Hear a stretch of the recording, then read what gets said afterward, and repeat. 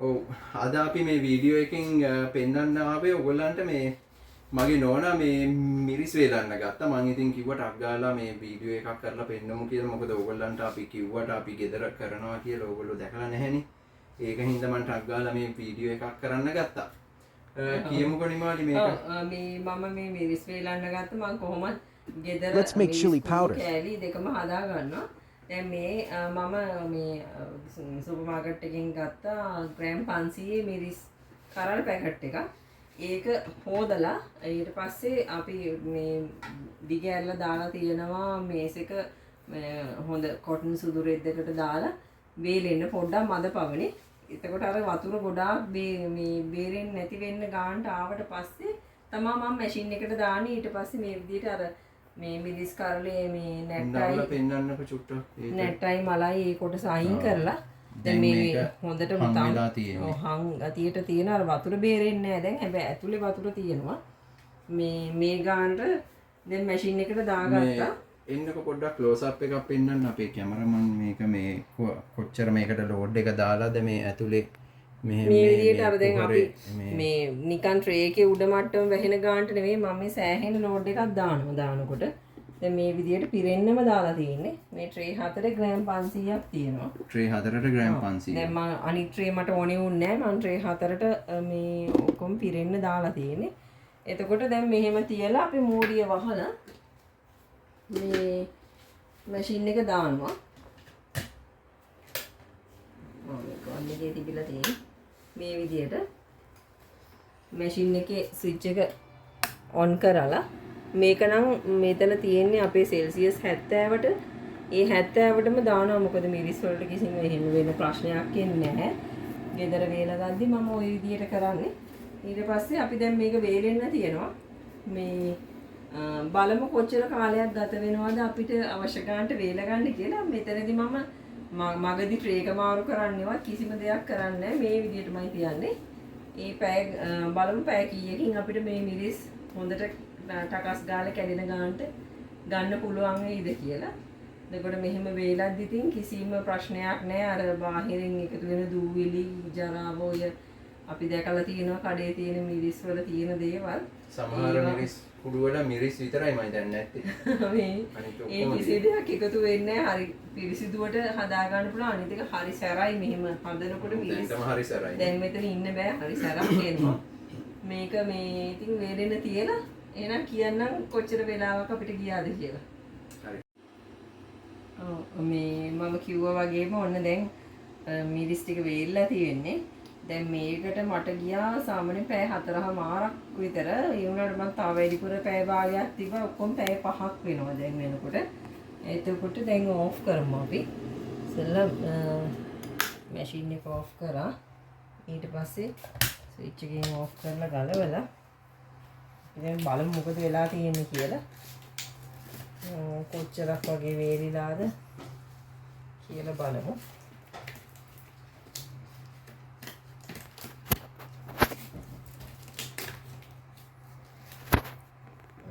පියන ඇරලා සෑහෙන රස්නීට තියෙනවා. මේ බලන්න මේ උඩම ට්‍රේ එක මම ට්‍රේ මාරු කරේ නැහැ. එක දිගටම එකම වෙලාව වගේ තිබ්බේ. මේවා නම් කොහොමද උඩම එකත් හොඳට වේලිලා නේ. ඉතින් මේක අනිවාර්යෙන් වේලිලා තියෙන්න ඕනේ. දෙනවනේ. දැන් ඉතින් හොඳට අවශ්‍ය විදිහට කෑලි හරි කුඩු හරි කරලා ගන්නයි තියෙන්නේ. ඒකත් එහෙනම් මම පෙන්නන්නම්. දැන් මම ග්‍රයින්ඩ් කරගන්නවා. ඒකත් මම මේ විදිහට මේක ගන්න හැටිත් පොඩ්ඩක් පෙන්නනවා. මම මේ වගේ ට්‍රේ එකක් ලෑස්ති කරගත්තා. එතකොට දාන්න ලේසි.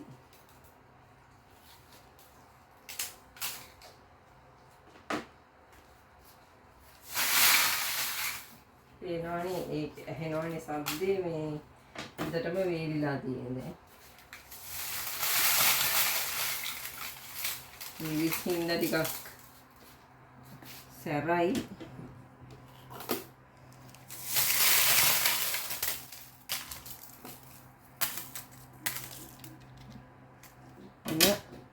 අපි අර මිරිස් ග්‍රෑම් 500 තමයි මේ තියෙන්නේ.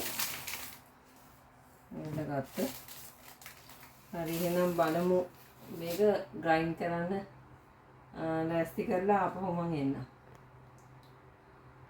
හරි එහෙනම් ඔන්න දැන් අපි මේ මිරිස් ටික කුඩු කරගන්න යන්නේ. ඔන්න ග්‍රයින්ඩර් එක ගත්තා. මේ තියෙන්නේ ඔයගොල්ලන් දැකලා ඇති අපේ ග්‍රයින්ඩර් එක. මෙන්න මේ වගේ කරකවල ඇරින්නයි තියෙන්නේ. මේ බොඩිය මේ තියෙන්නේ මේක ග්‍රෑම් 300 පොඩිම ග්‍රයින්ඩ් එක අපි ළඟ තියෙන. මට ඉතින් හම්බුනේ පොඩිම එක නේද? ඒකෙන් මම කොහොම හරි කුඩු කරගන්නවා.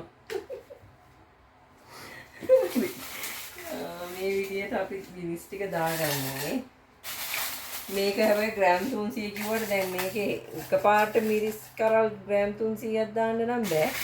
ඒ ග්‍රෑම් 300 කියන්නේ ඇට වර්ග වලින් තමයි ඔය බර අපි කියන්නේ 300 500 800 මේ කිලෝ එක එහෙම කියන්නේ අර ඇටවල බර. දැන් මේක නම් අපි ඉතින් ටික ටික දාලා මොකද මේකේ දාන්න පුළුවන් ප්‍රමාණය සම්පූර්ණයෙන් දාන්න පුළුවන්.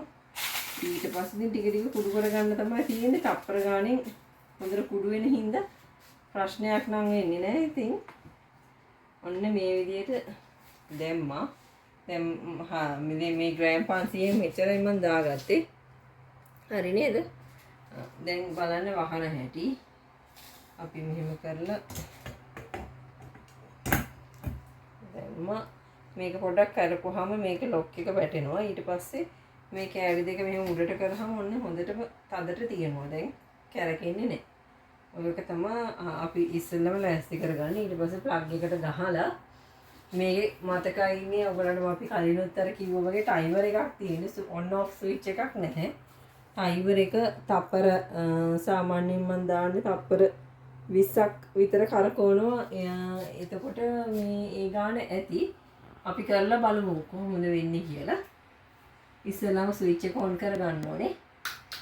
ඊට පස්සේ දැන් ඔන්න මෙතන ඕෆ් එකේ තියෙන්නේ. හරි පොඩ්ඩක් මේක දැම්මහම නම් හරි ලොකු සද්දයක් එනවා. මම කියන දෙයක්වත් ඇහෙන එකක් නැහැ.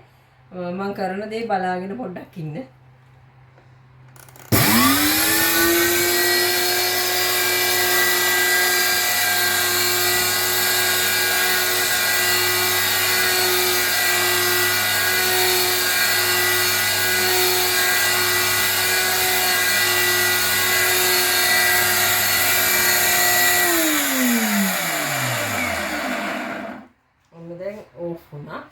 දැන් කරන්න ඕනේ අපේ ආරක්ෂාවට හොඳම දේ ස්විච් එකෙන් ඕෆ් කරලා මේ ප්ලග් එකත් ගලවනවා නම් හොඳයි.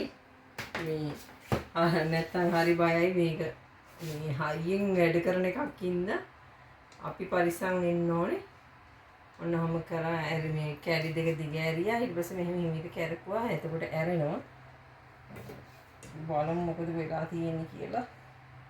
මේ මන් දාපු ප්‍රමාණයට මෙන්න මේ ගානට තමයි කුඩු වෙලා තියෙන්නේ. තව ටිකක් දැම්මම හොඳටම අපිට කුඩු කරගන්න පුළුවන්. මේ මම පෙන්නන්නම්. හරිම සැරයි. මේ කැස්සකුත් වෙනවා. මේ තියෙන්නේ දැන් තියෙන ගාන. මේක පවුඩර් වෙන්න නම් දැන් මම දැම්මේ වීඩියෝ එකේ ඇති වෙලාව. මම බලලා කියන්නම් හරියටම වෙලාව. කරකවපු වෙලාව අනුව කුඩුම කරලා බලමු අපි මේක වැටුණා නැහැ. එහෙම දාලා කරකුවා. ඒක වැහුවා. දැන් තමයි ප්ලග් එක ගහන්නේ. ප්ලග් එක ගහලා ස්විච් එක දැම්මා. තව චුට්ටක් දාමු. මං හිතන්නේ ඉස්සර තප්පර 15ක්වත් වැඩ කරේ නෑ මං හිතන්නේ. තව චුට්ටක් දාමු.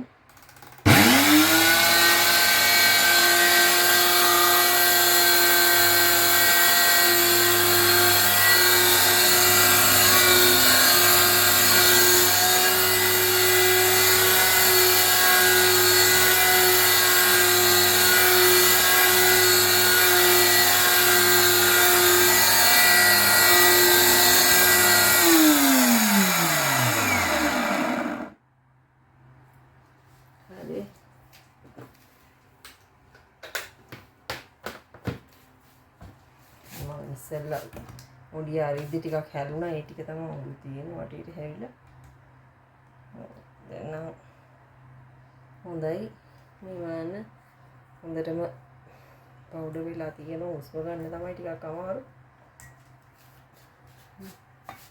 මේ ස්කුඩු හොඳ තත්ත්වය දැන් මේ ගාන ඉතින් ඇති මීටත් වඩා පවුඩර් ඕන නම් තව ටිකක් වැඩිපුර දාන්නයි තියෙන්නේ ඇත්තටම මං හිතන්නේ තප්පර කොහොමත් 35ක් 40ක් වගේ ඇතුළත හොඳටම පවුඩර් කරන්න පුළුවන් මට මේ ගාන නම් ඇති මම ගොඩාක් පවුඩර් කරන්නේ